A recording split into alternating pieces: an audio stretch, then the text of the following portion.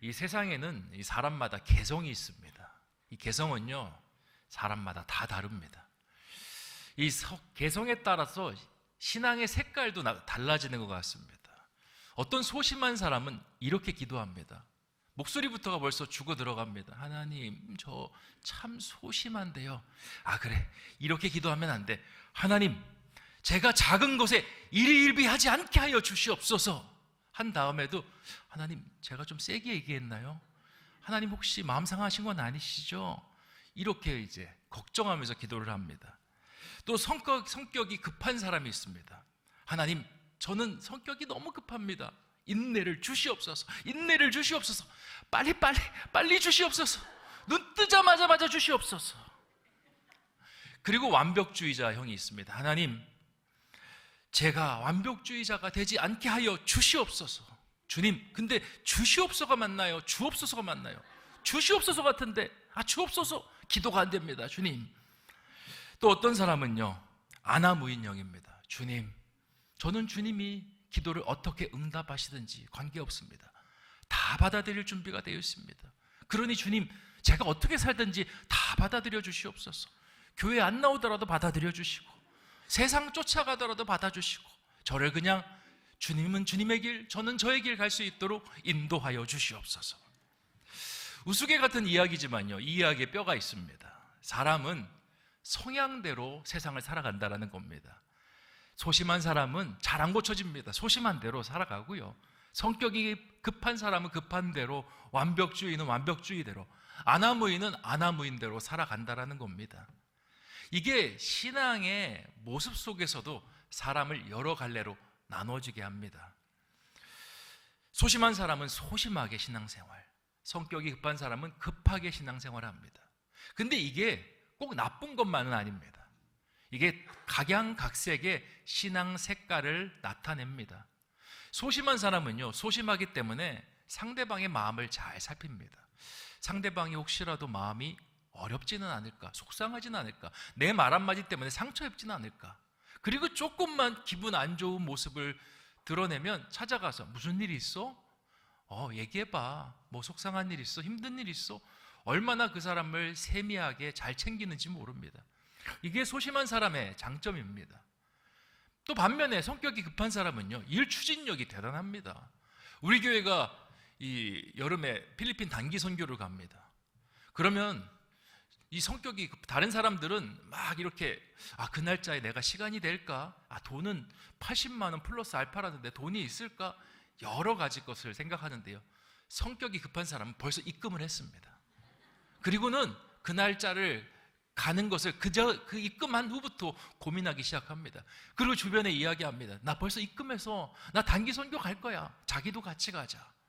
추진력 있게 확 치고 나가니까 주변에 있는 사람들이 덩달아 딸려가는 현상들이 일어납니다. 그래서 교회는요, 여러 가지 일들을 할 수 있습니다.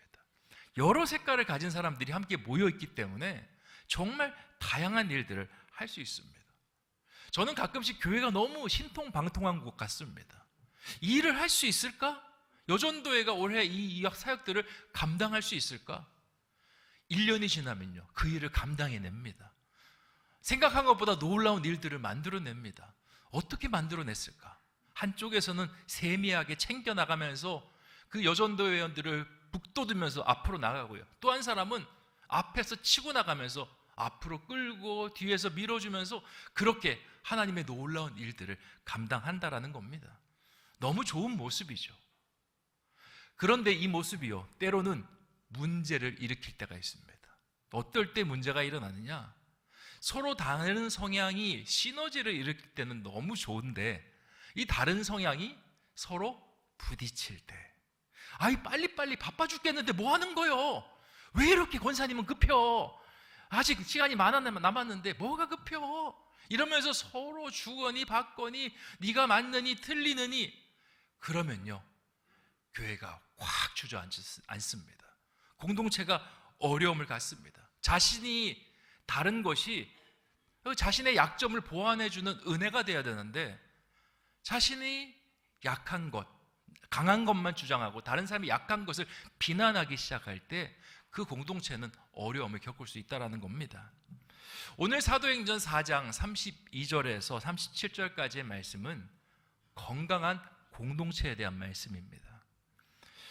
초대교회는요, 정말 개성이 뚜렷한 사람들의 집합체였습니다. 여러분, 베드로 아시죠? 베드로는 어떤 성향일 것 같습니까?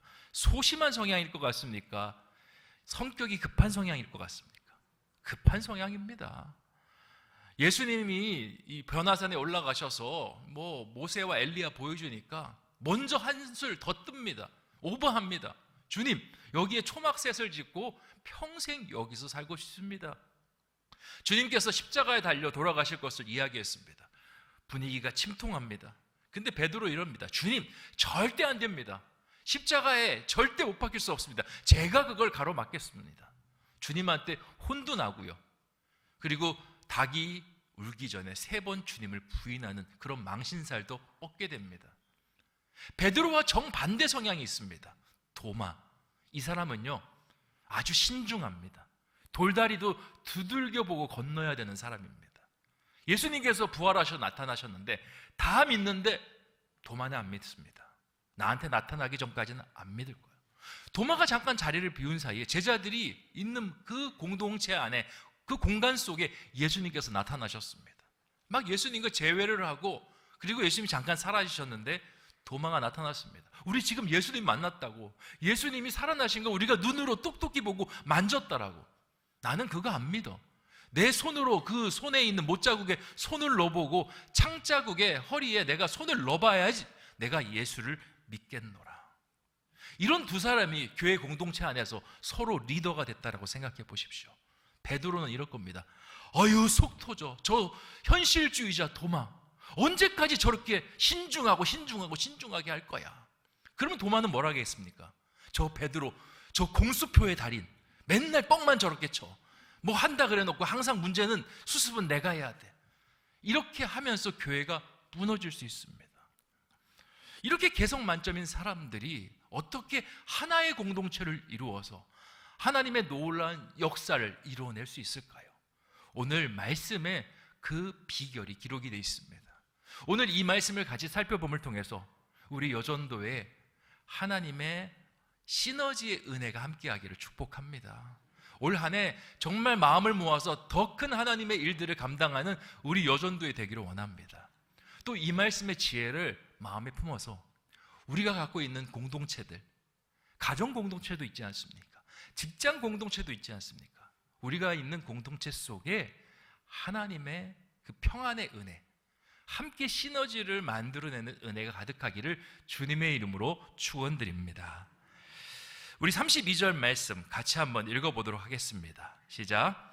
믿는 무리가 한 마음과 한 뜻이 되어 모든 물건을 서로 통용하고 자기 재물을 조금이라도 자기 것이라 하는 이가 하나도 없더라. 아멘. 32절을 보니까요, 이 공동체가 하나가 되었습니다. 근데 성경에서 흥미로운 표현을 합니다. 한 마음과 한 뭐가 됐다고 합니까? 뜻이 되었다. 한국어 성경이 조금 약한 것 같아요. 한 마음과 한 뜻, 이것을 이 헬라어 성경으로 보면요, 사람의 육체와 영혼이 결합하는 것을 이야기합니다. 한 마음이라고 할 때 이 단어는 이 카디아라는 단어로 쓰였는데요, 이 육신의 중심이 되는 이 마음을 이야기합니다. 한 마음이라는 것은. 그리고 한 뜻이라고 이야기하는 저 단어는 프시케라는 단어로 쓰였는데, 이 영적인 부분, 사람의 영적인 부분의 중심인 혼을 이야기합니다. 그러나 육의 중심인 마음과 혼이 하나 되었다라고 이야기하는 겁니다. 사람은요, 육신과 영혼으로 구별되어 있습니다. 한 마음과 한 뜻이 됐다는 것은 한 육신과 영혼, 한 사람이 되었다라는 겁니다. 공동체가 여러 사람으로 나누어진 것이 아니라, 처음엔 여러 사람으로 나누어져 있었죠. 근데 하나님의 은혜로 그들이 한 사람이 되었다라고 오늘 말씀에서 이야기합니다. 그래서 나타나는 현상이 뭐냐? 뒤에 있는 말씀입니다. 물건을 서로 통용하는데 자기 재물을 자기 것이라고 하는 사람이 없습니다. 사람이 특징이 있습니다. 자아가 생기면서요, 내게 생깁니다. 애들 한번 보셨으면 좋겠습니다. 아기들 태어나서 처음에는 뭣도 모를 때 그냥 다 좋습니다. 그러다가 이제 조금 자라나면 젖병을 뺐으면 화냅니다. 자기가 갖고 있는 장난감 뺐으면 웁니다. 왜 그러냐면 자아라는 게 생겨서 그렇습니다. 사람은 기본적으로 자기 욕구, 자아라는 개념이 있습니다. 근데 오늘 말씀에서 하나님께서 함께 하시니 공동체가요, 나눠지는 것이 아니라 한 공동체가 되었다라고 기록하고 있습니다. 어떻게 이런 공동체를 만들 수 있었을까? 그 내용이요, 그 바로 앞에 있는 절 31절에 기록이 되어 있습니다. 31절 말씀 같이 한번 읽어보겠습니다. 시작. 빌기를 다음에 모인 곳이 진동하더니 무리가 다 성령이 충만하여 담대히 하나님의 말씀을 전하니라. 아멘. 공동체가 빌기를 시작하면서 진동했습니다. 그리고 무리들 안에 어떤 분이 임재하셨습니까? 성령이 임재하면서 이제는 나눠진 몸과 나눠진 영혼이 아니라 한 몸과 한 영혼이 되었다라고 기록하고 있는 겁니다. 우리가 속한 공동체를 하나의 공동체, 우리가 속한 가정을 하나의 가정으로 만들기 위해서 중요한 것이 있다면 그것은 성령일 것입니다. 성령이 우리 가운데 있어야 됩니다. 그러면 성령은 어떤 일을 하십니까? 성령은요, 성경에서 띠라고 표현합니다. 나와 다른 사람을 연결하는 띠. 그래서 하나로 만들어줍니다. 이게 삼위일체 하나님 안에 정확하게 들어있습니다. 삼위일체 하나님, 성부, 성자, 성령이죠. 세 분이면서 한 분입니다. 어떻게 이럴 수가 있습니까? 중간에 성령이 계십니다. 성부 하나님과 성자 예수님을 성령께서 하나가 되게 합니다. 그래서 삼위로 끝나는 게 아니라 삼위일체, 한 몸이라는 겁니다. 성령께서 하나님 안에서만 그렇게 내재하시는 것이 아니라 우리와 하나님의 사이, 우리와 우리 사이에서도 그렇게 역사하십니다. 성령이 충만하면요, 주님과 연합이 일어납니다. 내가 주님 안에, 주님이 내 안에. 성령이 충만한 공동체가 되잖아요. 나와 타인이 구분이 없습니다. 내가 타인이고 타인이 내가 됩니다. 서로가 서로를 염려하고 서로가 서로의 아픔을 가지고 기도해주고 내일처럼 돌봐주는 것이 성령 충만한 공동체입니다. 그렇게 보면 우리가 공동체 생활을 하다가 누군가 부딪힘이 있다라고 할 때 그건요, 그 사람과 부딪히는 것이 아닙니다. 그 사람이 불편한 존재고 잘못된 존재여서 부딪히는 게 아닙니다. 나를 돌아봐야 됩니다. 내가 성령 충만하다, 충만하지 않다, 충만하지 않다라는 겁니다. 성령 충만하면요, 그 사람의 부족한 부분을 보면 아파해야 됩니다. 그 사람의 연약한 부분을 보면 기도해야 됩니다. 그게 성령 충만한 공동체입니다. 근데 그게 아니라 나와 피아의 구분이 떨어져서 다른 사람을 비난하고 그 사람을 질책한다라는 건 내 안에 성령이 충만하지 않다는 반증일 것입니다. 교회 공동체만 그럴까요? 아니요. 가정 공동체도 마찬가지입니다. 집안마다 원수가 있지 않습니까? 남편, 아내. 원수가 아닙니다. 하나님께서 한 몸이 되라고 만들어주신 공동체 이론입니다. 남편이 계속 불편하다, 아내가 계속 불편하다, 죄송하지만 성령 충만하지 않으셔서 생기는 문제입니다. 남편이 문제가 아닙니다. 왜 문제가 아닐까요? 남편을 바꾸면 해결될까요? 해결되지 않습니다. 유명한 말이 있지 않습니까? 그놈이 그놈이라는. 똑같습니다. 아내 바꾼다고 해결될까요? 똑같습니다. 사람은 다 다릅니다. 문제는 내가 변해야 됩니다. 성령 충만한 사람은요, 성령이 우리를 자꾸 비우게 만듭니다. 나를 비워서 성령으로 충만해지도록 만듭니다. 성령과 하나님과 내가 성령 충만하잖아요. 나를 비우고 주님으로 채웁니다. 공동체 안에서 성령 충만하잖아요. 나를 비우고 공동체의 유익이 되는 것으로 내 마음을 채웁니다. 하나님께서 리더를 세우셨으면 리더의 비전이 내 비전이 되고요, 내가 리더를 위해서 기도하는 공동체가 성령 충만한 공동체가 됩니다. 많은 분들이 착각합니다. 성령이 오면 권능이 생긴다라고. 권능이 생겨서 남편에게 사단아 물러갈지어다 하면 남편이 죄송해요 아내에게 성령 충만하니 너는 고쳐질지어다. 절대 안 고쳐집니다. 성령은요 이렇게 나가는 게 아니라 이 안으로 먼저 들어오십니다. 이 안을 고치세요. 이 안을 새롭게 하세요. 남편이 무엇을 원하는지, 어떻게 하면 남편의 마음을 바꿀 수 있는지 공동체를 중심으로 생각하기 시작합니다. 어떻게 하면 아내를 정말 믿음의 아내, 선한 아내로 바꿀 수 있는지 그것을 위해서 기도하고 엎드리기 시작합니다. 남편과 아내까지는요 성령 충만해서 어느 정도 비우는 것이 가능할 수도 있습니다. 어떤 분들은 꼭 성령 충만하지 않아도 비우는 분들이 있더라고요. 그냥 내려놨어. 안 돼 그 사람. 이렇게 하면서 내려놓은 분들도 있더라고요. 근데 사람이 정말 내려놓기 힘든 존재가 하나 있습니다. 그게 누군지 아십니까? 자식입니다. 자식은요 쉽게 내려놔지지 않습니다. 나에게서 나온 그런 분신과 같은 존재인데 내가 정말 맞추기가 어렵습니다. 자녀랑 화합이 된다는 거는 정말 세상에 이보다 더 어려운 일이 있지 않나 생각이 됩니다. 엄마와 자녀는요 서로 구분이 안 됩니다. 어떤 사람은 그렇게 이야기하더라고. 몸에서 나왔기 때문에 자녀 입장에서는 구분이 되는데 엄마의 입장에서는 구분이 참 안 된다고. 이 여성들의 안에서 우스갯소리가 하나 있는데 젊었을 때는 여성들의 우열이 예쁨으로 좀 약간 가열해진다고 합니다. 누가 예쁘냐, 누가 또 이렇게 늘씬하냐. 그러다가 이제 좀 결혼을 하면 누가 시집을 잘 갔나 이렇게 되다가 나이가 어느 정도 먹으면요 한 가지로 다 통일이 된답니다. 뭐겠습니까? 자녀가 얼마나 잘 되었는가, 거기로 통일이 된다고 합니다. 그러다 보니까 자녀가요 특히 엄마에게 내려놓을 수 없는 존재가 아닌가 생각이 됩니다. 내가 좀 못나도 자녀가 승승장구하면 엄마의 어깨는 막 올라갑니다. 근데 엄마가 서울대학교 나오고 해도 자녀가 좀 힘들게 그렇게 속을 썩이면 어깨가 축 처지는 것이 우리의 모습입니다. 자녀와의 갈등에서도요 성령 충만으로 풀어낼 수가 있습니다. 제가 묵상을 하면서 정말 일반적인 동화 이야기인데 거기에 놀라운 성경의 진리가 있는 이야기 하나를 발견했습니다. 그게 뭐냐? 이 청개구리 이야기입니다. 청개구리가 자식이 하나 있습니다. 근데 그 자식이 항상 어떻게 합니까? 반대로 합니다. 개굴개굴 울라고 하니까 어떻게 우냐면 굴개굴개 웁니다. 냇가를 따라서 좀 밖으로 걸으라 그러면 수영하면서 걷고요, 수영하면서 걸으라 그러면 냇가를 따라서 밖으로 걷습니다.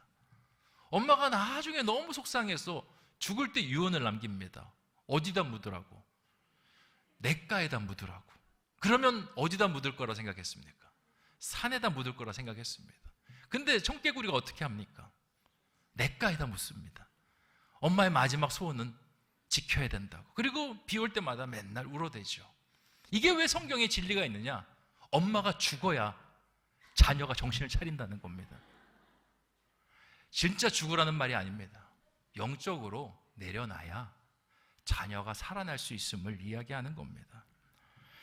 자녀를 내 마음대로, 내 뜻대로 좌지우지하려는 그 마음, 그 생각에서 자유로워야 자녀가 살아날 수 있는 겁니다.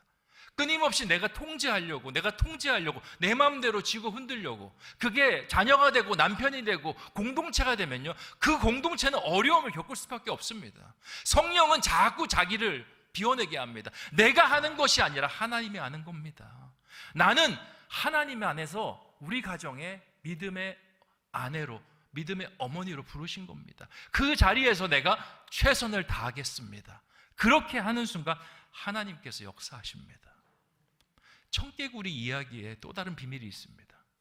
청개구리 엄마도 누군가에겐 청개구리 자식이었다라는 거. 우리 부모님이 어떻게 했겠습니까? 우리 부모님이 나를 바라볼 때 어떻게 했겠습니까? 결국 기도로 우리를 내려놓지 않으면요, 우리가 설 수 없습니다. 부모님도 기도로 우리를 내어 맡겼기 때문에 우리가 성장할 수 있는 것입니다. 예수님을 보셨으면 좋겠습니다. 예수님이 이 땅에 오셔서 딱 한 길만 걸으셨습니다. 그 길은요, 자기를 비워내는 길입니다. 요단강에서 세례를 받으시고 성령이 비둘기같이 내려오셨습니다. 그때부터 하신 일은요, 내 인생은 없습니다. 이젠 주님의 인생입니다. 베풀고 나누고 죄인들과 친구가 되어주고, 때로는 욕먹고 때로는 오명도 쓰시고, 그리고 마지막에 걸어가신 길, 십자가의 길을 걸어가셨습니다. 십자가 위에서 완전히 비우셨습니다. 생명까지도 비우셨습니다. 그랬더니 어떤 일이 일어나냐? 권능이 일어났습니다. 온 인류가 구원을 받는 하나님의 능력이 일어난 것입니다. 성령은 바로 그렇게 일하십니다. 내가 비우고, 내가 욕심 비우고, 내가 자녀를 향한 여러 가지 인간적인 생각들 다 비워내니까 그제서야 성령이 가득 차시면서 성령께서 역사하시게 되는 것입니다. 오늘 사도행전의 이야기도요, 33절로 연결이 됩니다. 교회에 있는 구성원들이 다 내려놓고 성령으로 채웠더니 33절에 이렇게 기록이 되어 있습니다. 같이 한번 읽어보겠습니다. 시작.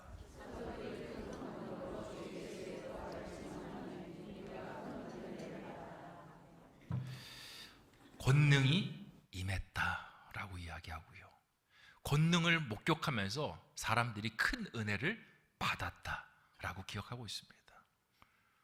내가 큰 은혜를 받기 위해서 내가 움직이면요, 권능도 없고 은혜도 없습니다. 그런데 내가 하나님께 맡기고 나를 비우면 권능도 나타나고 은혜도 나타나는 겁니다. 이게 우리가 성령 충만해야 될 이유고요, 공동체가 어디에 서 있어야 되냐, 어떤 것을 가장 중요한 거에 여겨야 되냐, 그 해답을 가르쳐주고 있는 겁니다. 성령 충만해야 된다. 나를 비워내야 된다. 제가 올해 우리 교회 사역을 하면서, 작년에 우리 교회 사역을 하면서 특별히 한 일이 없습니다.